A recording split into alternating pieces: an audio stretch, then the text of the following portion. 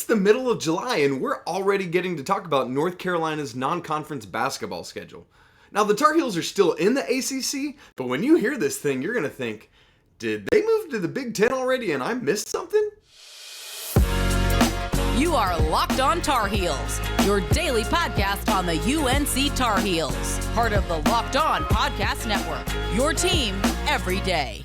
Hey there, it's Monday, July 18th, 2022. Welcome into the Locked On Tar Heels podcast. I'm your host, Isaac Shade, and I want to thank you for making Locked On Tar Heels your first listen or your first watch every single day. Please don't forget that the show is free and available anywhere you get podcasts, so you can go ahead and subscribe, smash the like button, and leave a comment about what of these games you are very excited for. We are honored to be the only North Carolina daily podcast, so make sure you are with us day in and day out. Today's show is brought to you by LinkedIn, and we would like to thank LinkedIn Jobs for being the official college football recruiting sponsor across the Locked On College Network. LinkedIn Jobs helps you find the candidates you want to talk to faster. Post your job for free right now at linkedin.com/lockedoncollege. Terms and conditions apply. All right, well, North Carolina put out their 2022-23 non-conference basketball schedule last week, and so we're going to go through it right here in the middle of July. Want to give you the schedule, the breakdown of it, as well as my observations, my takeaways, my predictions, and we actually have a little bit of some insight into the ACC portion of the schedule as well, so we'll wind up talking about that. So let me just unpack this schedule for you quickly here.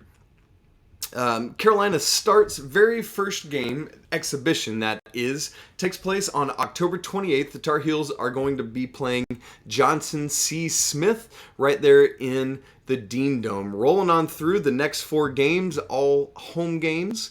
Starting the first regular season game is Monday, November 7th. That's against UNC Wilmington. That Friday, 11/11, they will welcome the College of Charleston.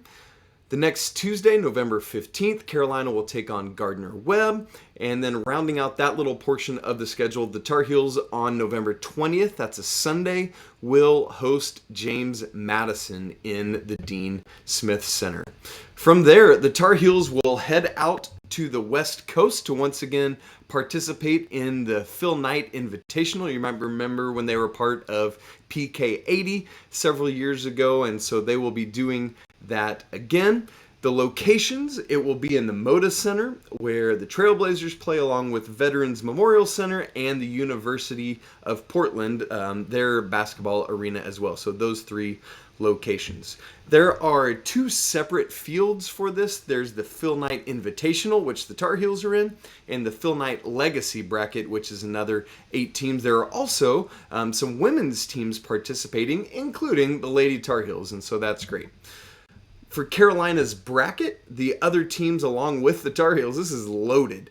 Alabama, Iowa State, Michigan State, Oregon, Portland, UConn, and Villanova. Wow, that's loaded. The other 8 teams also loaded. This is the legacy bracket. Duke, Gonzaga, Florida, Oregon State, Portland State, Purdue, West Virginia, and Xavier. Yikes. So Carolina is guaranteed 3 games in that tournament, no matter whether they win all 3 or lose all 3, and that will be Thursday, November 24th, Friday, November 25th, and then the final game they'll rest on Saturday and play again on Sunday, the 27th. Then Carolina comes all the way back home that very next week. They actually might not even come home first, because that Wednesday, remember that final game of PK Invitational is Sunday, and then on Wednesday they head to Bloomington, Indiana for the Big Ten ACC Big Ten Challenge. They flip the name of it every year, and they will play at Indiana. So that's a quick turnaround. That's going to be rough. Then their next game is into December 13th. Carolina will host the Citadel, the final just kind of regular at-home non-conference game. And then that following Saturday, December 17th, Carolina will participate in the CBS Sports Classic. As from what they've released, the location and opponent is not announced. However, we've got insight into that already. I'll tell you about that in a little bit. But as always, the teams will be Carolina along with Kentucky, UCLA, and Ohio State.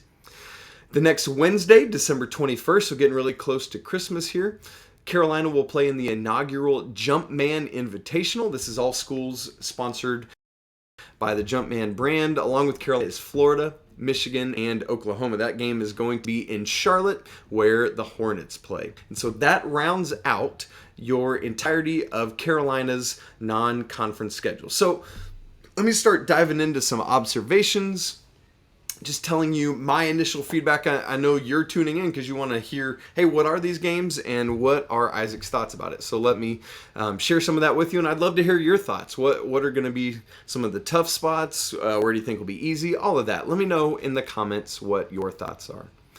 All right, let's start just at the very top, the exhibition game against Johnson C. Smith. This is a really cool thing Coach Hubert Davis is doing. Johnson C. Smith is a traditionally HBCU school in Charlotte. Historically Black colleges and universities is what that stands for. And so Carolina will host them, a D2 school, get a little bit of a tune-up before they have their first regular season game just a little bit later on November 7th against UNC Wilmington. Now, you might or might not be aware that teams are allowed to play 2 exhibition games or 1 exhibition game and one of these quote-unquote secret scrimmages. And we see by the fact that there's only 1 exhibition game on the schedule that the Tar Heels are in fact planning then to play a secret scrimmage, which those for a while had been quite secret. You really didn't hear much except just leaks out of that, of maybe who they were playing and where it was. Now traditionally we learn who it is, when it is, and usually even Carolina now will actually put out some stats from that secret scrimmage, although it's not typically just a standard 40-minute game. They'll do some various things, and so we will hear more about that as the time draws near.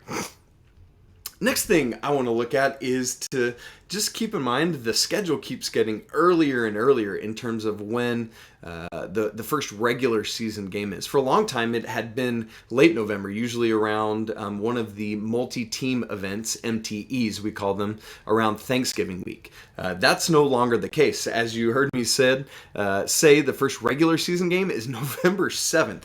Again, that's against UNC Wilmington. When you look back through recent history, that's earlier than last year, which was November 9th, the year immediately following COVID. So the 2020-21 season, that season was delayed, and so Carolina's first game was November 25th. But before that, in the 18-19 and 19-20 season, Carolina started actually on November 6th.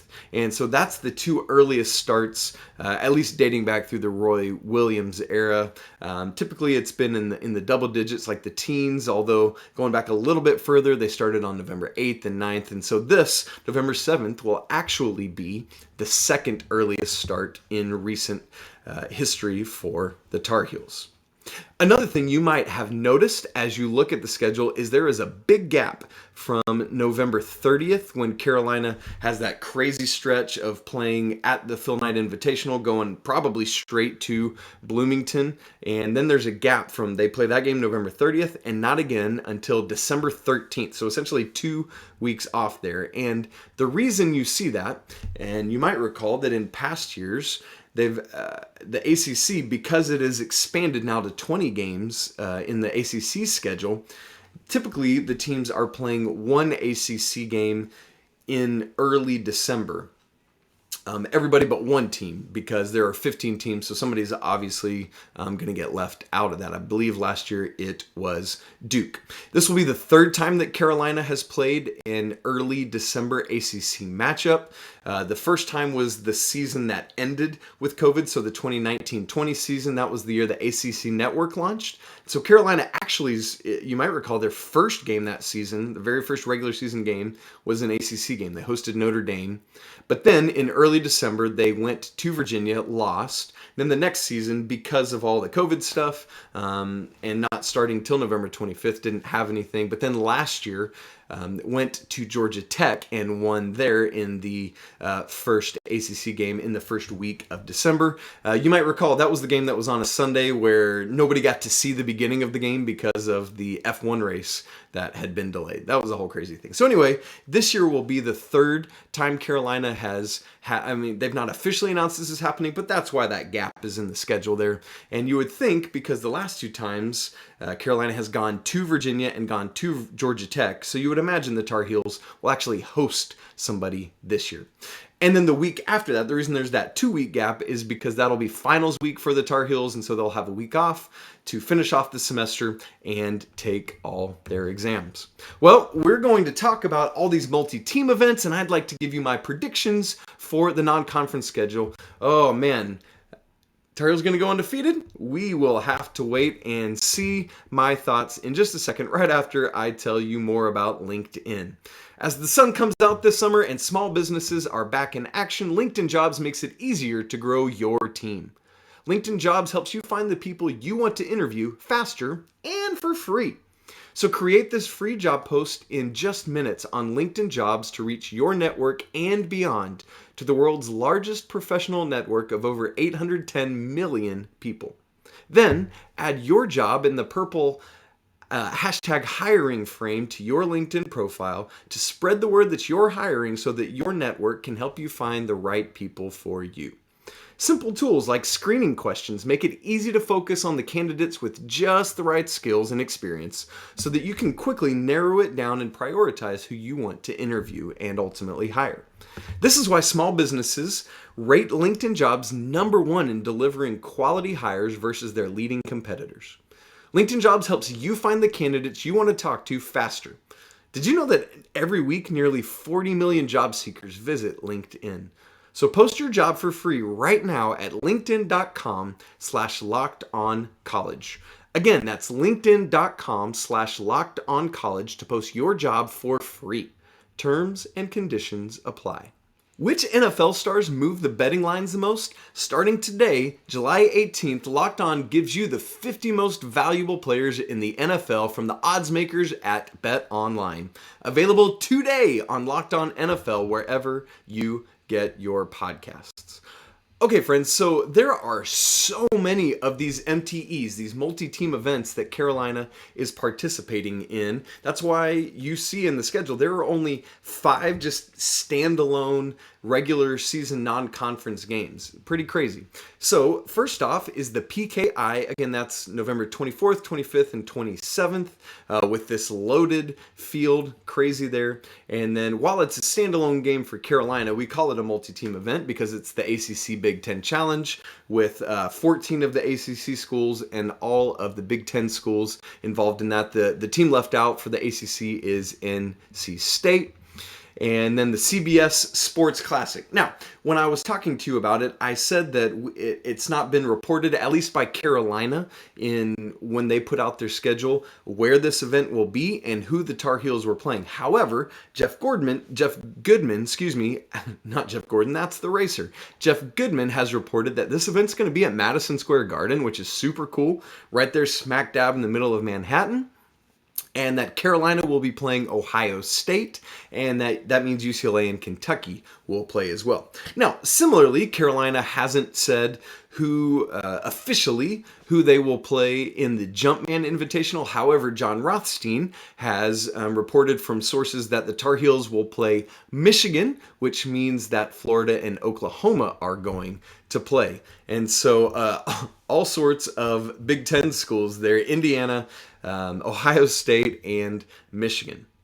Now, you might notice one of the things that Roy Williams famously did was play true road games in the non-conference schedule. Some of them big time, some of them schools like Wofford or College of Charleston, things like that. This schedule has no true road games in the non-conference outside of the ACC Big Ten Challenge, which is obviously a true road game at Indiana. I just mean in terms of chosen true road games. Now, to be fair, again, because the ACC schedule has so many games, 20, and because of these 4 MTEs, you just don't have much room. Again, it's only 5 standalone games that Carolina is choosing outside of the MTEs and the ACC. And so it's just difficult, and you want to make sure, even though it's an experienced team, that they get what they need. You want to be sure to have opportunities to build your depth, and that's what Coach Davis needs. It's been a long time outside of the immediate post-COVID year, 2020-21. It's been a long time since Carolina didn't voluntarily schedule a true non-conference road game. And so a little bit different for the Tar Heels this year. Now, as I said in the cold open, there's a whole bunch of Big Ten schools. Again, going to Indiana, will play, again, reportedly, Ohio State in the CBS game, and then again reportedly will play Michigan in the Jumpman Invitational. And when you look at the Phil Knight Invitational bracket, you notice there's also Michigan State, and so they could play a fourth Big Ten school there. That would be absolutely crazy. And so if you're looking for single game tickets that are affordable, you've just got the exhibition game. You've got those 4 starting non-conference games at the beginning of the regular season, and then the Citadel a little bit later in December there. And so those are just your 5 one-offs, so make sure you take that opportunity there. Now, when we're starting to make predictions, I want to look at some of the bumps in the road. I don't think Carolina should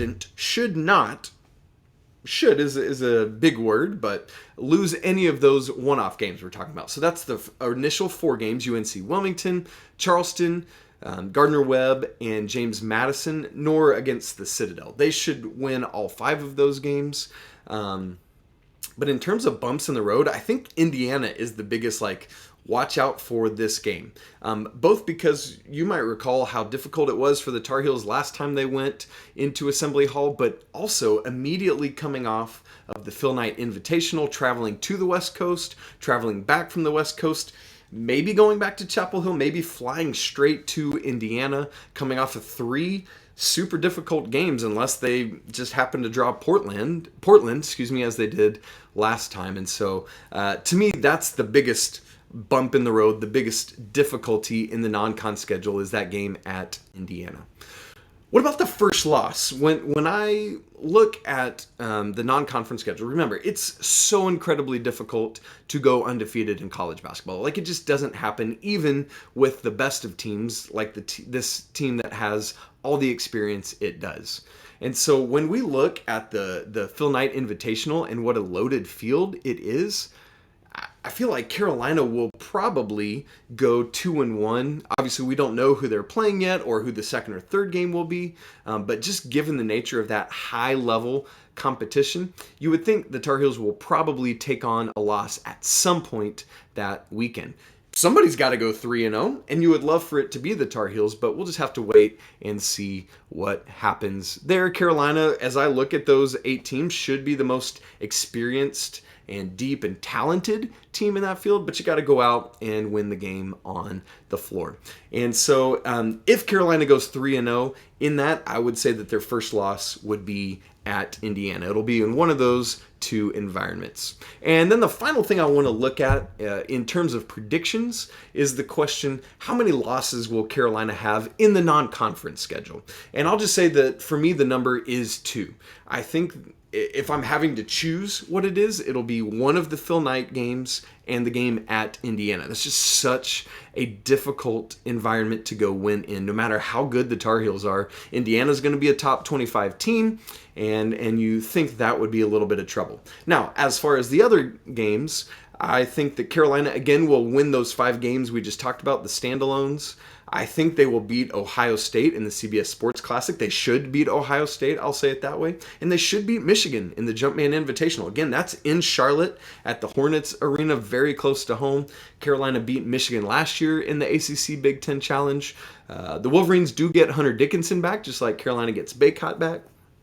But still, Carolina should win that game, and I'm going to say they'll win 2 Phil Knight Invitational games. So that means coming out of the non-conference portion of the schedule, I'm predicting Carolina to be 9-2, Now, they will have actually played 12 games, but keep in mind one of those will be an ACC game. So I'm just strictly talking about non-conference games prior to the main chunk of the ACC schedule. I'm saying the Tar Heels will be 9-2. Let's say they win that ACC game, and so Carolina will be 10-2 heading into the ACC main portion of the schedule. Now, as to that, Carolina has only released the non-conference schedule, but we actually already have a lot of knowledge and insight about the ACC games, who they'll be playing, and so I'm going to unpack that for you in just a minute after I tell you about our friends at Bet Online, which is your number one source for all your sports betting needs and info. Find all the latest developments, league reviews, and news, including Major League Baseball, which is at the All-Star break. In fact, today is the home run derby. My man Acuna, he's going to do it. Probably not. It'll be Pete Alonso again, all you Mets fans out there. Ugh. But BetOnline is your continued source for all your sports wagering info, including live betting, esports, and scores. And it's the best spot for all of your podcasts and news this season. BetOnline is the fastest and easiest way to check in on all your favorite sports and events, including MMA, boxing, and golf. So head to the website today or use your mobile device to learn more about all the trends in action. BetOnline, where the game starts. Okay, so the ACC portion of the schedule. The games have not been released in terms of when they will be, the dates, or specifically the order of them. However, we do know all 20 of Carolina's games, whether they will be home and away, and who those are. In early 2019, the ACC actually released this 3-year cycle of conference opponents. So you knew who you would be playing and where each year for 2019-20, 2021, and last season 21-22. Again, you didn't know the order of it or the dates or anything like that, but you knew your opponents. Now, the ACC renewed that same 3-year cycle, and so that's going to start all over again with the same opponent breakdown this season, 2022-23, and then that'll go through the 23-24 and 24-25 season as well. So here's the way it works. There are 14 other schools in the ACC. And so you are given 2 primary rivals that you play home and home against every season, meaning Carolina has 2 opponents who they play in Chapel Hill and at their place every year. And as you would imagine, if you didn't know already, that's Duke and NC State. So every year, without fail, Carolina will play in Raleigh, in Durham, and in Chapel Hill, both of those opponents. Now, that leaves 12 other ACC schools, which are broken up into 3 groups of 4. One will be home and home this year, one will be home only this year, and one will be away only this year.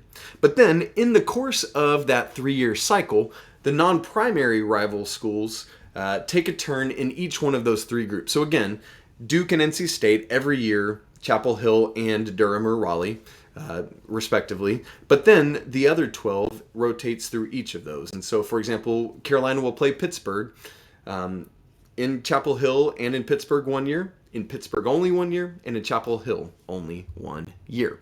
So here are those matchups for this season.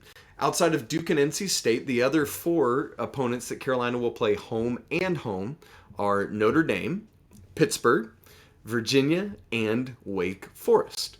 In terms of the 4 home-only schools, so these are the teams that Carolina will only play in the Smith Center. That's Boston College, Clemson, Georgia Tech, and Miami. And then the away-only games are Florida State, Louisville, Syracuse, and Virginia Tech. So just a couple observations from me about this portion of the schedule for the upcoming season. The biggest thing that jumps out to me right away is those away-only opponents. Again, that's Florida State, Louisville, Syracuse, and Virginia Tech. That is a tough away-only schedule because you don't get any of those 4 back in the Dean Dome this year, and you would imagine those are all top half of the ACC schools. When you look at those 4, probably Syracuse or Louisville is the easiest away only. It's not going to be Virginia Tech or Florida State. Plus, those are both very difficult places to play anyway. And so the fact that those are your easiest games, that's saying something. I'm going to say Syracuse just because Carolina typically plays really well against Orange's zone. And so I'm going to say that will be the easiest of those 4 away-only opponents. Now, the nice thing, but also kind of the disappointing thing, is that the home-only opponents are a little bit easier. Boston College, Georgia Tech, Clemson, who you've lost to literally once ever at home, and then Miami. That'll be clearly the toughest, or should be, I say, the toughest of those 4 home-only games. You'd love to be able to flip that and get Boston College, Clemson, Georgia Tech, and Miami as away-only opponents, or at least split in half. Man, that away-only schedule is tough. Not looking forward to that. In terms of the home and home teams outside of, again, NC State and Duke, it's nice that you get to play Pitt twice, and it's nice that you get to play Wake Forest twice. Notre Dame and Virginia are the other 2 teams that you played twice. Really curious to see what they both have. Does Tony Bennett get his squad back to a typical Tony Bennett squad this year? Or are they kind of again? Now keep in mind, the Hubert Davis type team looks a lot better against Virginia than a Roy Williams type team did. And so maybe in some ways you look forward to playing Virginia twice and just shooting the lights out against them. And we'll have to wait and see on Notre Dame. Mike Bray's teams are a bit up and down. One thing we do know for sure about when and where in order is that, remember, Carolina played at Duke to end the regular season last year. How could you forget that, right? Hashtag ruin a retirement party. So that means senior day this year, the final regular season game, senior night, will be in Chapel Hill in the Smith Center, and that will be on Saturday, March 4th. We know that because we already know the dates of the ACC tournament for next year, which is March 7 through 11. So go ahead and mark that on your calendars as well. Saturday, March 4th, Carolina hosting Duke to end the regular season. Senior night for, some big-time Tar Heels. That's going to be crazy. Boy, so fun to get to look at this schedule and what all it's going to hold for Carolina. Can't wait to see the actual dates of the ACC schedule. But, looking forward to great opportunities to win some big-time games all season long. That's it for today's episode of Locked on Tar Heels. It's been great to start into a new week together. This week on the show, we're going to get to unpack Puff Johnson in our summer preview series. Cannot wait to talk about him. I want to thank you again for making Locked on Tar Heels your first listen or your first watch today. Hopefully you've had a great time diving in. Please, if you haven't already, subscribe to the show wherever you listen or watch. For those of you watching, smash the like button, leave a comment on your thoughts on the schedule. You can follow me on Twitter at Isaac Shade, or you can follow the show on Twitter at Locked on Heels. Get more on the ACC, in fact, by listening to Locked On ACC as your second listen today. Host Candace Cooper and the local experts of the ACC shows take you across the conference in 30 minutes, 5 days a week. Man, I want to thank you again for hanging out with me on your Monday to start this week. Hopefully you'll dive in 4 more times with me talking about Carolina Tar Heel athletics. And remember, it's always a great day to be a Tar Heel. Until tomorrow, peace!